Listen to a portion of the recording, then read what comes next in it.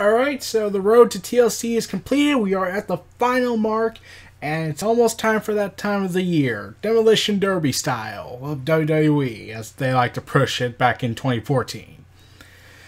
Okay, so we got 7 matches. Usually we get 8 matches on a pay-per-view card, and they had to really fill up time to get all the remaining matches on the show since on the final episode of Raw before TLC. Because, oh god, they really had a problem here. They had, before Monday Night Raw, the final one before TLC happened, there were 4 matches on the card. Now they've added 3 more. Okay. There's, surprisingly, the Cruiserweights are not the kickoff show. For now, at least. I'm pretty sure they'll change that. So, we got Alicia Fox versus Sasha Banks on the pre-show. Really disrespectful, isn't it?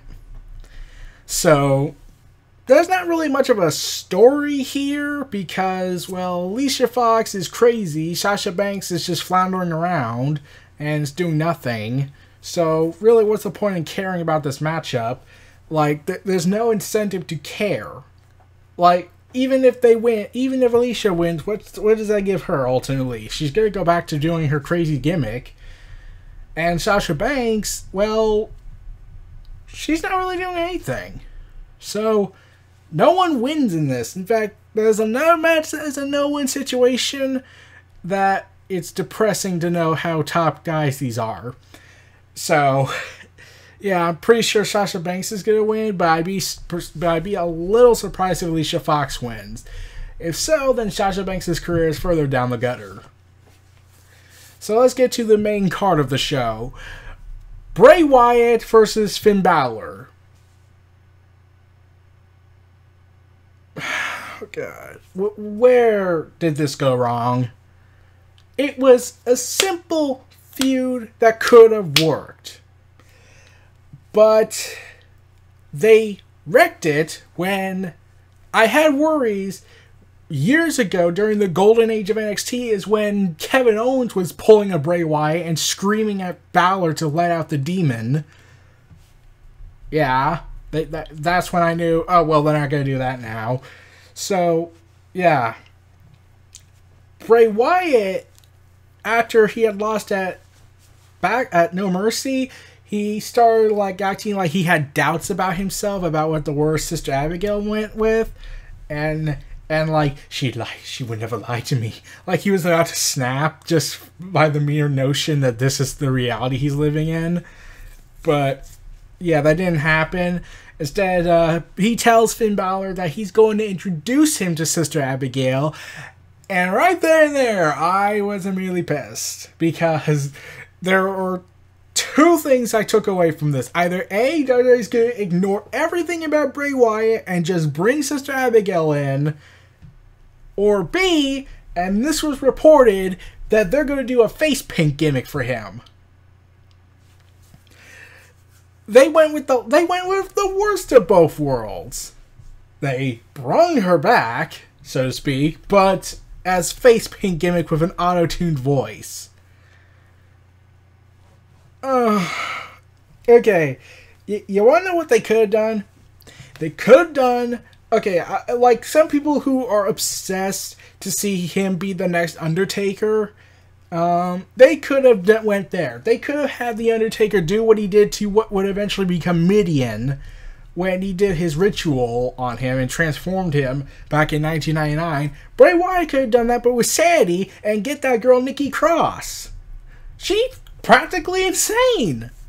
They could have done that. I'm like, I still would have had gripes about it, but I at least would have loved that than the face paint gimmick, and it would have given Nikki Cross a huge momentum on their main roster. But no, we got auto-tuned Bray Wyatt versus Halloween Demon Finn Balor. Oh yeah, they have not had physical interaction, so they can't, so that never happened.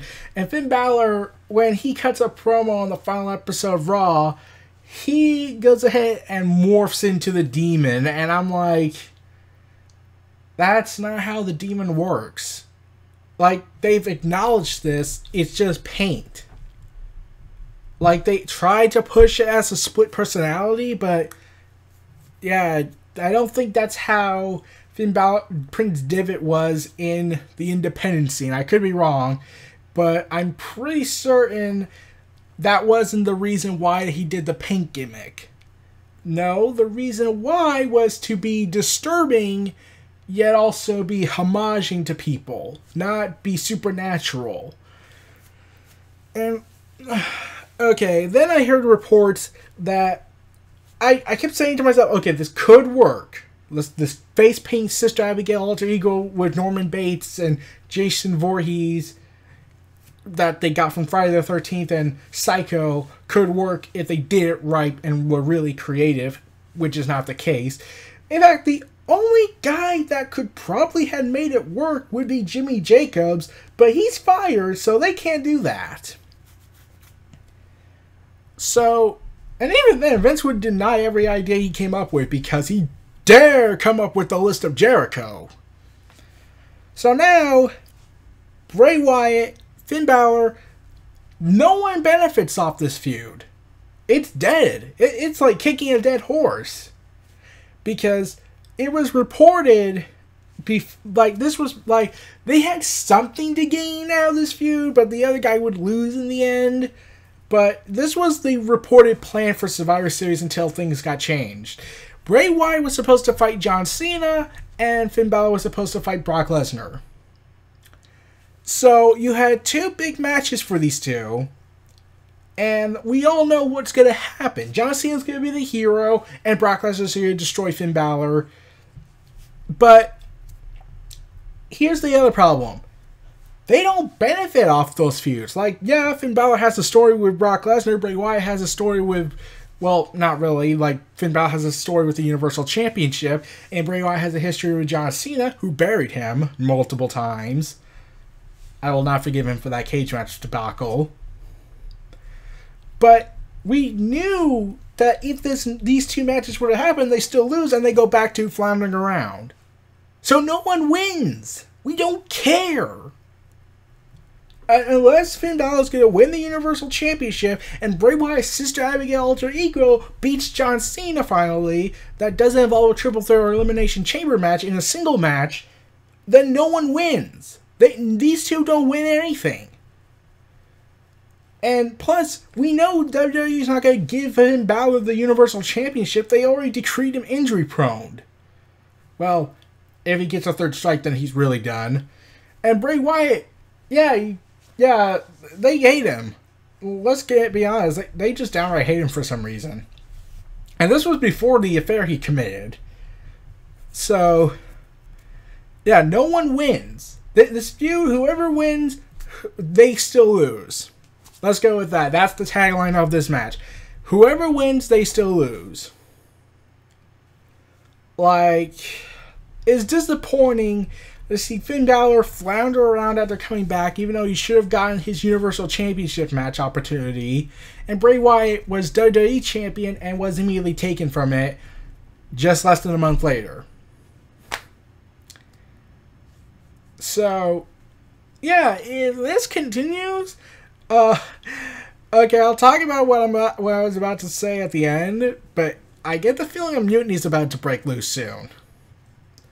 So, moving on, we got a cruiserweight match that's not Kalisto or Enzo Amore, surprisingly. It's the Brian Kendrick and Jack Gallagher versus Cedric Kendrick Alexander and Rich Swann. I have no care whatsoever for this feud. I don't watch 205 Live, and they kept all their stuff on 205 Live. Like, what I do know is that Jack Gallagher turned heel, is feuding with Cedric Alexander, and Brian Kendrick's buddy with Jack Gallagher, despite their feud recently. And Rich Swann's just there. In fact, this match was made during Raw when they didn't know who Cedric Alexander would get help from, and yet they still broke it by saying they're going to team up on pay-per-view at TLC. And I'm like, why give away the obvious thing they're going to give away? Like this is what the Cruiserweights are to Vince. Just there to look all flash and no substance. So, yeah, we got to save all the substance for Enzo Amore for the Cruiserweight Championship against Kalisto. So, Enzo, after he had practically drove Neville out of the WWE, he even rambled about it and celebrated the fact that he threw Neville out of WWE. Oh, and by the way, Neville, turns out this has been building for a while, apparently. Like, he cited, it's been reported he had frustrations over being left out of the WrestleMania DVDs, therefore he would not get any royalty fees, or the rest of the Cruiserweights that were on the pre-show. Let's see. He and the Cruiserweights weren't going to get paid on the WWE 2K18 game, so that's BS on that. Let's see. He wasn't being treated with respect. He was supposed to job to Enzo again because Enzo is clearly more talented than him. Okay, I covered this already. I don't feel like going into a rant about this, but I just want to add some things I heard that happened just recently after I had made that video. But, yeah. Enzo practically drove Neville out of WWE. That was the final straw. And being told disrespectfully that he's never touched the third hour during his 9-month reign as Cruiserweight Champion. I'm not counting his loss against Akira Tozawa because that was pointless in the end. There was nothing left. He just got insulted and was told, oh, you're not Enzo Amore. You're not making money for us regardless of the shit we give you. And we expect you to turn gold out of. Okay. So after Enzo was attacked by the rest of the Cruiserweights, there was nobody left to challenge him. I was thinking this would probably be the best time to bring Hideo Itami, but then I realized something was going to happen at TLC. I was like glad that Kalisto was brought back to fight Neville, because here's what happened. After Kalisto beat Enzo for the Cruiserweight title, it got reported that this was temporary. In fact, this was a last-second decision by Vince, because here's the thing: the reason why Kalisto was brought to the Cruiserweights, even though he wasn't doing anything other than work with the bigger guys, surprisingly, was because WWE backed themselves into a corner creatively. Because, oh god, we have no one else. Like, we have Kalisto, but we're not using him. We have no one else to fight Enzo. Neville can't challenge him. We have. That surprises me a little bit. How the hell did WWE remember that they had that no contract clause deal for Enzo in the story, but they can't remember, you know, a bigger storyline more important? Like, say, oh, I don't know. I can name many, but I would be here all day if I talked about that. Oh yeah, Jack Gallagher and Brian Kendrick's hatred for each other after Brian Kendrick mocked his nationality. Or the fact Jinder Mahal became a hypocrite. Yeah. So, I was expecting Kalisto and Enzo Amore to be a ladder match, because there's not really that much TLC in TLC. There's only one match that's TLC. I'll get to that in a moment. I'll get to that in a little bit. So, yeah, and then Kalisto gets attacked by Enzo by some of the heels in the Cruiserweight division that just flat out confused me, because I'm wondering, wait, but they hate him. They joined in on the beatdown. Why would they want to work with him? So, yeah, WWE backed themselves into a corner of Enzo, and I still don't get why. Like, it's been said Enzo has an attitude backstage. Like, what we see on TV is him in real life. And the fact that, he's making money for us because of his eccentric personality. Give him everything. I can see why Neville left. So, yeah, I was expecting, like, Enzo and Kalisto to have a ladder match. Maybe Alexa Bliss and Mickie James to have a chairs match. That never happened. So, yeah, Enzo is going to win the Cruiserweight title back. It's been reported that's going to happen, which makes me glad that Hideo Itami wasn't brought up. Because being told, hey Hideo, I know it's your debut, you're gonna win the Cruiserweight title, you're gonna lose it to Enzo the next match, okay? And that's only like less than a week or so, good luck. And now I'm pretty sure Hideo would have thought, yeah, I'm walking out with Ed Neville. Like, this is, like, I go ahead and fight for your company, and I'm forced to lose to a guy who doesn't even match up to my abilities, who can't even get a good match out of. Yeah. Oh, and the other reason why Kalisto won the Cruiserweight Championship, other than the creativity cornered issue, because we got a leech off of Eddie Guerrero and Rey Mysterio. It was Eddie Guerrero's birthday that day. And all I'm thinking is, really? That's your copped out excuse. Okay. I can get to dedicating a victory, but WWE just essentially said that this is how it's going to work. That's how this feud's going to work. It's not because of the storyline they had. It's not because of the creativity back wall issue they had, but we gotta celebrate Eddie Guerrero, so we need a luchador or a Spanish wrestler to go ahead and win the title and dedicate it to Eddie. It doesn't feel organic. Rey Mysterio made more sense because they were real life friends. I don't think Kalisto knew who even met Eddie Guerrero. Like, Rey Mysterio, probably, but Eddie Guerrero, I don't think so. So, yeah, it doesn't feel organic. It just feels forced to me.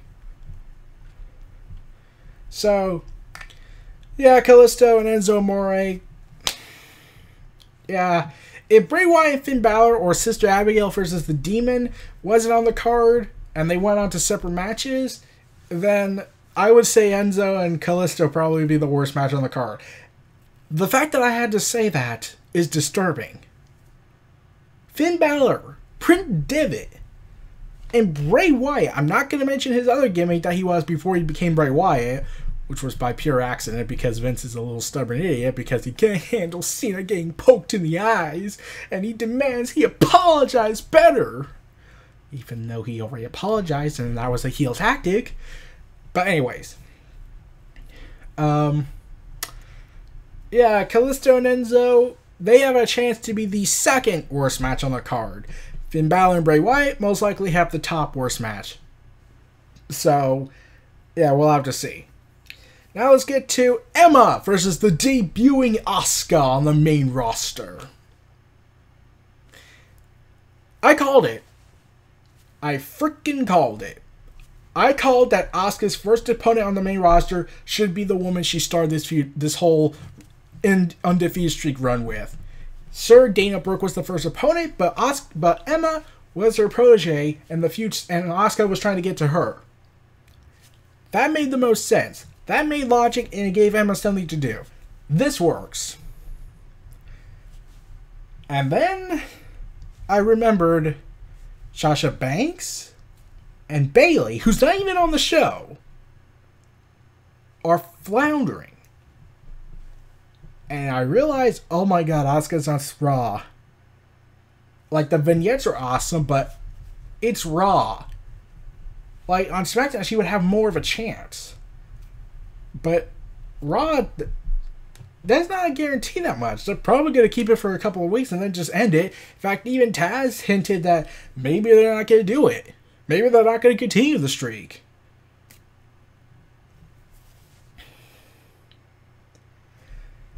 If that is indeed the case, and they cop out and give Emma the win, even though she's not been billed as such to be capable to defeat Asuka, then there is no point in watching Raw anymore for me. Like, okay, I'll be honest, I probably would still watch it, but I just wouldn't have the same enthusiasm. Like, I'd be tempted to not watch it, because this is how BS it is. But Asuka losing to Emma on her first night on the main roster is kind of bullshit. Not kind of, definitely. So, Asuka better win this match. If they, and I'll be honest, if they go ahead And not only have Emma win, but they do it the same way they had Goldberg lose the streak. That's going to anger everybody. That will prove the inmates are running the asylum. That will prove Vince has lost it. Well, more of the show than usual. And honestly, considering Dana Brooke hasn't done anything, I'm pretty sure they're going to do it. I wouldn't be surprised. Now let's get to the match that pretty much started its build on TLC. Alexa Bliss versus Mickie James for the Raw Women's Championship. Yeah, this is about ageism. Yeah, this is about Mickey's veteran status and Alexa Bliss mocking her for that, calling her an old lady on Raw Talk. And that's honestly like, oh boy. Yeah. Also, Mickie James isn't really that old. She's, 38? Wasn't Edge 40 when he retired? Or 39? And he was still doing awesome matches. So, yeah. The storyline doesn't work. Like, compared to Alexa, then yeah, she's old. But in terms of in-between age. But to the viewers, they don't find that the same logic. In fact, Mickie James is still somewhat in the not in the twilight years, but still has a lot left to give. And yeah, it's hard to look at Mickie James and see her play the same character because I've been used to Mickie James being the stalkering, psychopathic, crazy woman that she was back in the old era of the Ruthless Aggression era. To see her play a sane character is just weird for me. Yeah, but enough about that. Like, Mickie James having something to prove is definitely something, but WWE lately has developed something for Alexa Bliss, so I don't see Mickie James winning the title. And Alexa Bliss, I don't know where they're going to go with her. Like, are they going to keep her as champion for the next till WrestleMania? Because I don't know if that's going to happen or not, but it'd be interesting. Like, okay, I don't know why. Like, okay. The fact that there are 3 women matches is surprising enough. The fact that one of them doesn't have a story, one of them has the risk to ruin everything, and the other one does not matter because it just doesn't for me. So, Alexa Bliss versus Mickie James, they have potential to do a good match. And, okay, I'm going a little off topic here, but it relates to Mickie James. I was playing as her in WWE 2K18 on Universe mode. You'll see that video in a couple of days, probably this week. But she and Paige stole Monday Night Raw. They stole the show. I know that's a video game, but come on. Considering the match I had with Paige in that game, that I would wish that would be the quality we would get from Alexa Bliss and Mickie James, but WWE's not going to allow it. Because even though the women's evolution or revolution, as Emma likes to believe, it's never going to happen regarding outdoing The Shield versus Braun Strowman, Cesaro, Sheamus, The Miz, and the surprise entrance, Kane. And the only tables, ladders, and chairs match in a 5-on-3 handicap match. So, The Shield reunited. That was awesome. But something tells me this is just to get Roman Reigns popular. And they took out The Miz in the bar. Then they went after Braun Strowman after he was about to try and kill Matt Hardy. If only he could be broken, therefore we get the broken gimmick somehow. But TNA's still being stubborn. And then Kane got at it on the final Raw before TLC. And I was... man, I don't know how to feel about that. So, The Shield... Here's the thing. This is the one continuity that is constantly established. The Shield history. That's always brought back. They always bring that up. They even acknowledge, like, it formed in Indianapolis. It broke up in Indianapolis, and it reformed in Indianapolis. Their first match together as the Shield was at Tables, Ladders, and Chairs in a 6-man tag team match in TLC style. We were right back in Team Hell No. Now their return match is going to be a Tables, Ladders, and Chairs match against 5 Beasts. And, well, okay, let's see. 2 Beasts, 1 tag team, 1 should-be world champion, Swiss Superman, a Celtic Irish warrior, and your typical Miz gimmick. Oh, and there's something else I gotta bring up. When Curtis Axel went to try and attack Roman Reigns, I was like, well, he's dead. And then I saw him hung down, upside down. I thought, wait, there's something familiar about this. Let's see. Hung upside down, beaten to a pulp by a faction. Man, I don't know where I've seen it, but something tells me that I need to add blood onto it in order to get the real imagery out. Oh, wait! That's the Age of the Fall gimmick, where they beat the living life out of someone and reverse crucifix him by hanging him up on top of the ring, and his blood drips on Jimmy Jacobs while he cuts a promo. That's how they made their debut, and that was awesome. Might go into that one day if I could find a full-length episode that shows it. But yeah, that's what happened. So, and here's the coincidence. Seth Rollins, Tyler Black was in the Age of the Fall. They did a homage to an extent. I'm like, they can also look at it as an insult because they're still bitter with Jimmy Jacobs daring to personally photograph with his friends of the Bullet Club. Also, I found something else out. Jimmy Jacobs, this has apparently been building since the summer.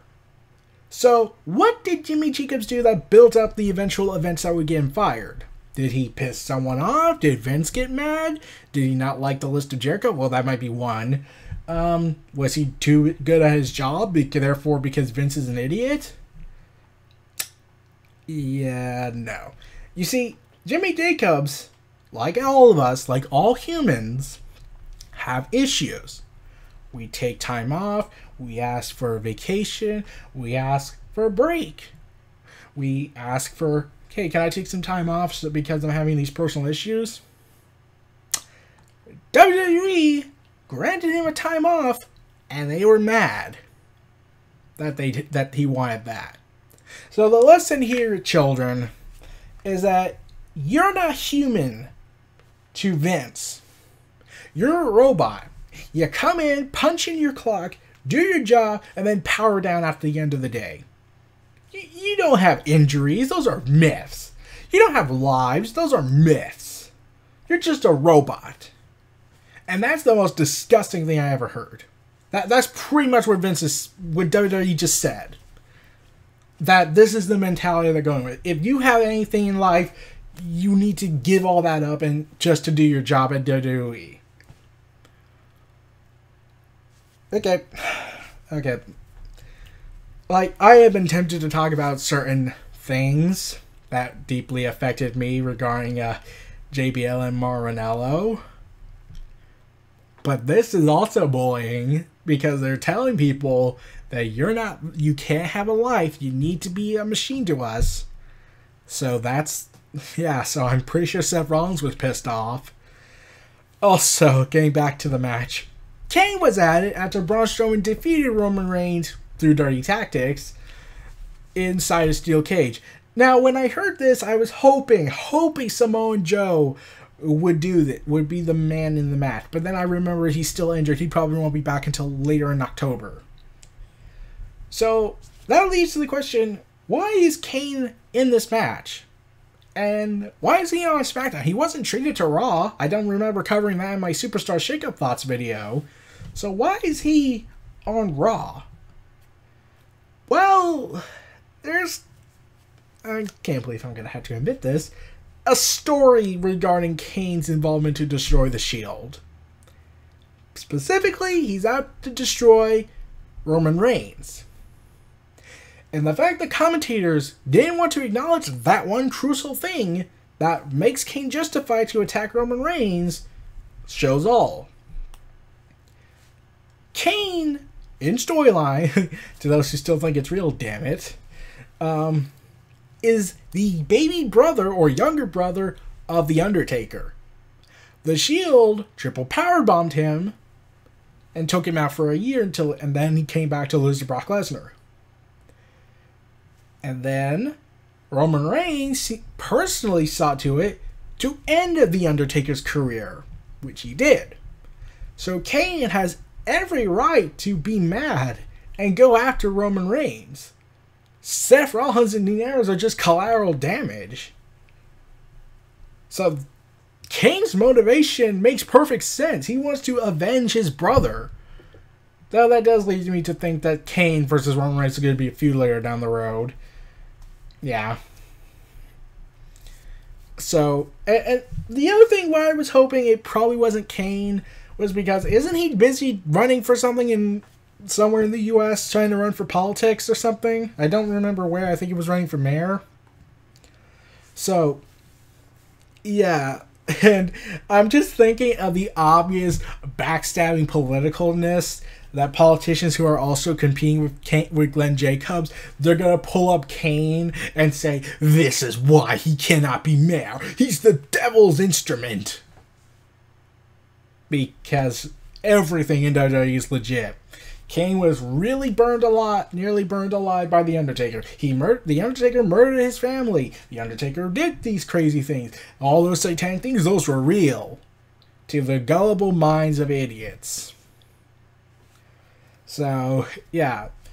The match that's going to guarantee to steal the show has all the storylines they needed for that. This is the only tables, ladders, and chairs match throughout the pay-per-view. There's no single ladder matches, there's no tables matches, there's no chairs matches. So, just for the sake of it, we got Demon versus Sister Abigail. We got 2 cruiserweight matches, one that everyone now hates because Enzo drove Neville out of WWE, and I think it's time we talk about that. When Neville left, that symbolizes that you can make it in wrestling without the need of WWE. Like, it's a good bonus to say, hey, I worked for WWE. But here's the thing. It's been reported, and that's why I believe there's a mutiny soon to happen, if things go the way they are, that certain wrestlers, no idea who they are contacting Neville, Cody Rhodes, and other former WWE stars to get out of WWE. They want to know, what do I have to do? Do I have to piss somebody off? Do I have to take a picture with the Bullet Club? And even the Young Bucks contacted Brian on Twitter and said, hey, put on a Bullet Club t-shirt and take a photo of us. Maybe you'll get released sooner. So, not only is the Bullet Club, the Young Bucks specifically, are taking advantage of WWE's pettiness towards them, along with the 2 Sweet signal. They even invented at Global Wars a new hand gesture called 1 Sweet, and that was just awesome. Jimmy Jacobs took another picture with the Bullet Club. I'm sure Vince was pissed off by that. Says he can't let it go. That something was made that wasn't without his involvement. So, Neville's gone, and probably the Cruiserweights are going to revolt soon if they have Enzo to lead them.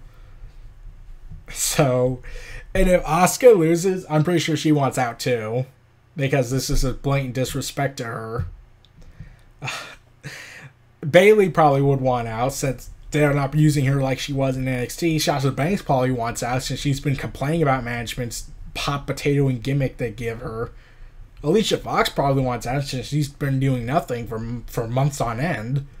There's a lot of superstars who have every right. Luke Harper and Eric Rowan are given this dumb gimmick of 80s cartoonish style. The Bludgeon Brothers.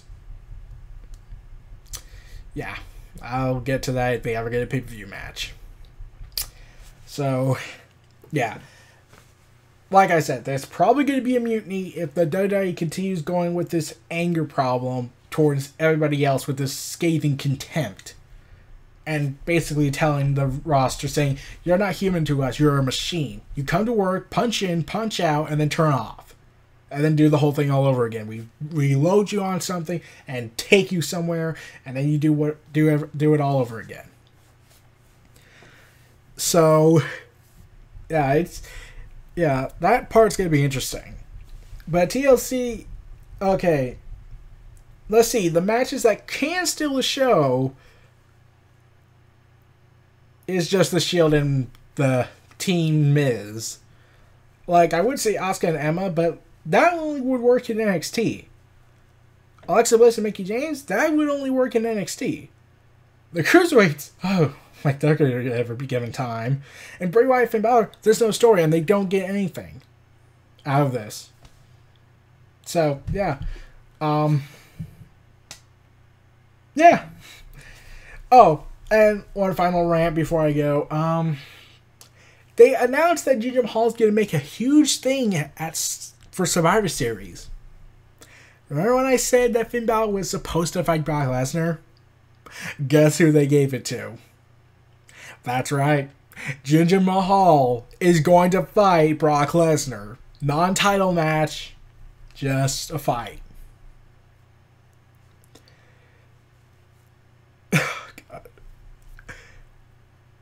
Jinder Mahal beats Brock Lesnar. Brock Lesnar's ruined. Like nothing works. That wouldn't work. That wouldn't make sense. Brock Lesnar beating Jinder Mahal devalues the WWE title even more and makes SmackDown look like a bunch of idiots. No one wins. This is the main event of Survivor Series. This is why NXT is kicking their ass, and they're part of the same company. Oh god. And I must stress, Jinder Mahal was originally supposed to win the NXT Championship, beating Seth Rollins in the tournament when NXT as a developmental started. That would have not been a good idea. And Jinder Mahal's working hurt. He's denying it, but he's most likely working hurt. Which would explain why his matches have been subpar. Granted, he probably wasn't going to be delivering high-quality matches to make me watch the network match over and over and over, but yeah, that would explain some things that why Jinder Mahal can't get a good match. Right now, at least. So, let's put him in the ring with Lesnar. It's not like Lesnar's going to accidentally further injure him because of his stiff MMA style. It's not because we secretly have a contempt towards SmackDown being better than Raw at times. 2016 at the most. So, yeah, I had to get that off my chest. So, yeah, looking somewhat forward to the main event of TLC. I would say Asuka and Emma as well, but we'll have to see how Asuka and Emma go. I'm just concerned for that match. So, this was Neo Reality Entertainment. Feel free to like, comment, subscribe, and donate to tune for more.